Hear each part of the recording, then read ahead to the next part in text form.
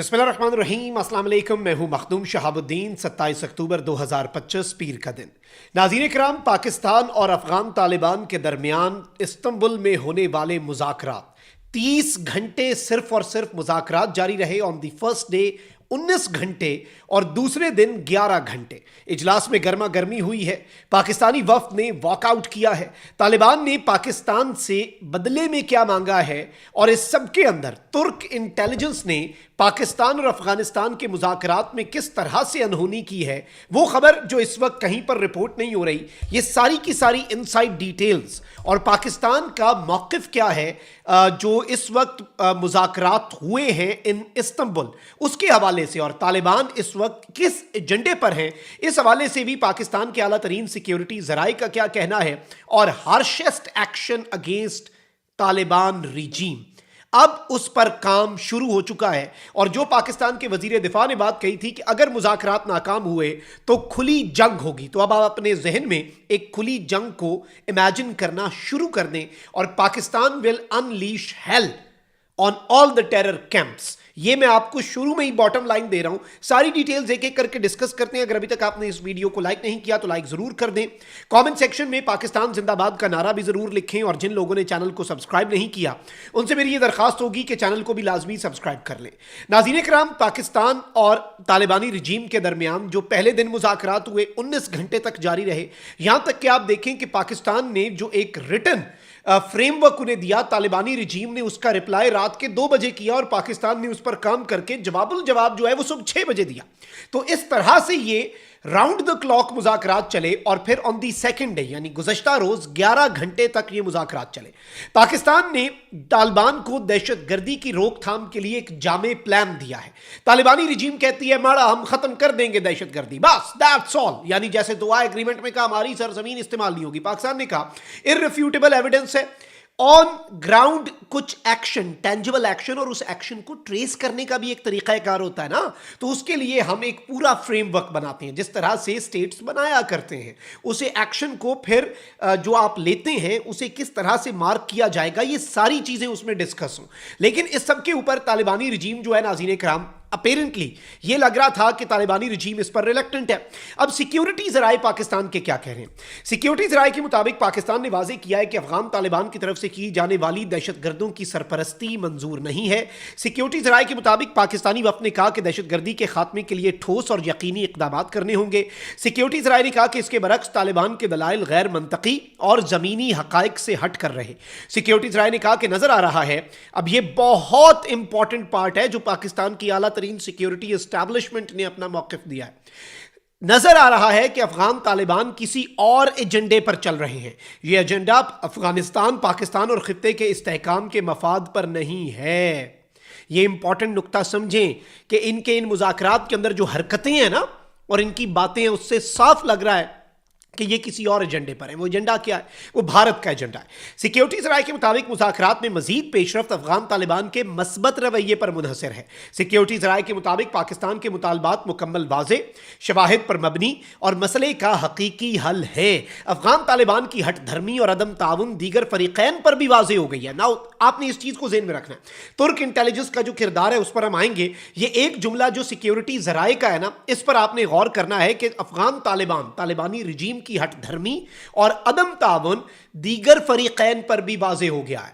उन्हें भी पता लग गया कि भाईजान इन तिलों में तेल नहीं है और ये गलत है। सिक्योरिटी ज़राए ने कहा कि पाकिस्तान की दहशतगर्दी के मरकजी मुतालबात पर कोई समझौता मुमकिन नहीं। तुर्किया कोशिश कर रहा है कि तालिबान वफ़द ज़मीनी हक़ाइक़ और शवाहिद को समझे। कोशिश जारी है कि तालिबान वफ़द संजीदगी से तावन करे ताकि मुज़ाकरात नतीजा खेज़ हो सकें।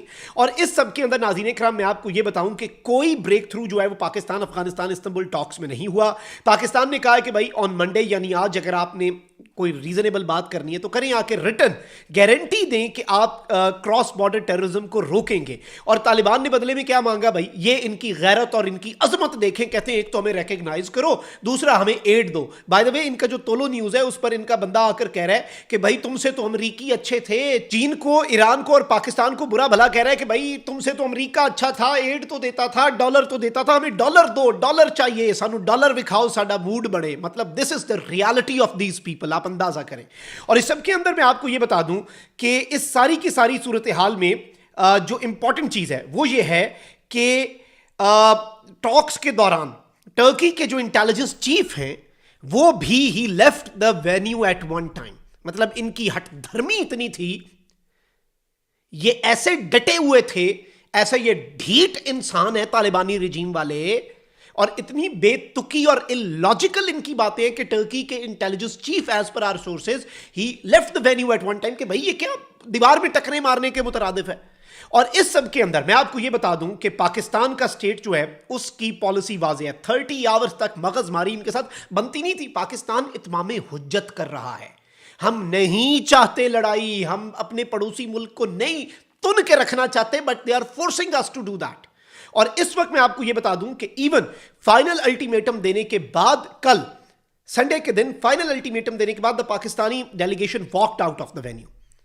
और अब ये तालिबानी रिजीम के रिप्रेजेंटेटिव्स पर है कि वो गुडविल दिखाएं और मीनिंगफुल स्टेप्स करें, तब जो निगोसिएशंस हैं वो रेस्क्यू होंगी, वरना यहां पर मामला रुक जाएगा। और इस्तंबुल मुज़ाकरात नाकाम हुए या कामयाब, सादा लफ्जों में तालिबान किसी और के एजेंडे पर गामजन है, ये पाकिस्तान का मौक़िफ़ है। और इस वक्त बाज़ाब्ता तौर पर पाकिस्तान का ये मौक़िफ़, मैं आपको एक और चीज़ बता दूं कि अगर ये निगोसिएशंस फेल होती हैं तो हार्शेस्ट एक्शन जो है वो इमीडिएटली लॉन्च किया जाएगा तालिबान ग्रुप जो है अफगानिस्तान में उनके खिलाफ। अच्छा, इसलिए भारत एक्टिव हुआ इन्हें रेस्क्यू करने के लिए। कल रात लीपा सेक्टर में बॉर्डर पे जो फायरिंग की है, लेकिन इन्हें याद रखना चाहिए कि हमारे पास भारत को एंगेज करने के लिए भी तैयारे मौजूद हैं, और टेररिज्म के खिलाफ काउंटर टेररिज्म के लिए F-16s भी मौजूद हैं, और इंडिया के लिए J-10C और JF-17 थंडर्स भी मौजूद हैं। तो दोनों जगहों पे एंगेज करना है, और इनफ पायलट्स भी हैं बाय द वे।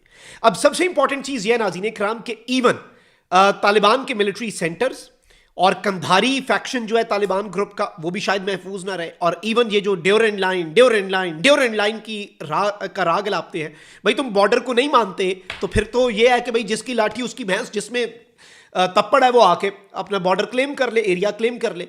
तो भाई ये जो ड्यूरेंट लाइन का राग लापते हैं, इंटरनेशनल बॉर्डर को ड्यूरेंट लाइन कहते हैं, तो हो सकता है इनकी चेक पोस्टें भी वहां पर कायम न रहें जो दहशतगर्दों की इन्फिल्ट्रेशन को फैसिलिटेट करती हैं। हमने इन टॉक्स के दौरान 25 दहशतगर्द ठोके हैं जो अफगानिस्तान से आ रहे थे। और इस सारी सूरत हाल के अंदर ये याद रखिएगा, ट्रंप ने ये कहा है कि पाकिस्तान के रहनुमा बहुत अजीम है, मैं चाहूं तो पाक अफगान जंग रोक सकता हूं, मसला हल कर सकता हूं, लेकिन फिलहाल मुझे कुछ करने की जरूरत नहीं है। तो वो भी इंतजार कर रहा है कि भाई तुनना है तो पाकिस्तान तुन दे।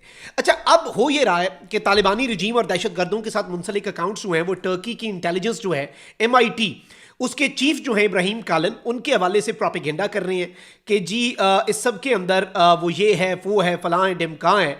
लेकिन अब मैं इसमें आपको ये बता दूं कि सालिस और सहूलतकारी का किरदार अदा करने वाले जो ममालिक हैं तुर्की और कतर, उन पर पाकिस्तान ने यह मौक़िफ़ दिया है कि उन पर जो एतराज़ात हैं उन्हें सख्ती से हम रद्द करते हैं। और सिक्योरिटी हुकाम का यह कहना है कि कुछ हल्के ये तासुर देने की कोशिश कर रहे हैं कि तुर्की की इंटेलिजेंस पाकिस्तान को तालिबान हुकूमत के साथ किसी मुमकिन तसादुम से बचाने में कोई खास किरदार अदा कर रही है। हम ये कहना चाहते हैं कि बिल्कुल उसी तरह जैसे कतर को हमें गैर जानिबदार ब्रोकर समझते हैं, तुर्की भी एक गैर जानिबदार मुल्क है।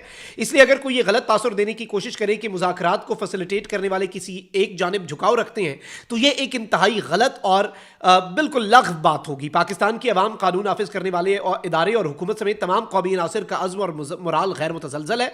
और इस सब के अंदर पाकिस्तान जो है अपनी सलामती, मुआशी या सियासी लिहाज से अगर किसी को लगता है कि पाकिस्तान कमज़ोर है तो ये उसकी गलत फहमी होगी।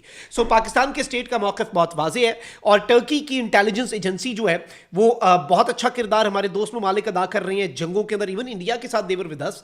तो ये मामला तो आपको समझ जाना चाहिए कि ये इस वक्त इन मुज़ाकरात के अंदर नाकामी किसकी है, हठधर्मी किसकी है। कमेंट सेक्शन में राय का इज़हार जरूर करें। अपना बहुत ख्याल रखें। अल्लाह निगहबान। पाकिस्तान जिंदाबाद।